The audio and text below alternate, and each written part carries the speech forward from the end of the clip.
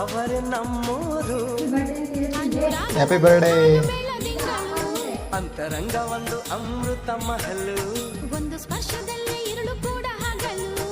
ಇದೆ ಪ್ರೇಮಿಗಳ ಜೀವನದ ತಿರುಳು, ಒಂದು ಕೋಟಿ ಜನ್ಮ ಬಂದರೂ ನನಗೆ ಅಂಕಿತ.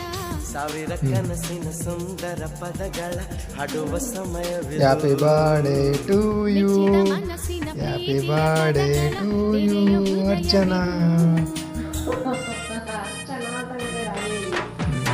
ಚೆನ್ನಾಗಿ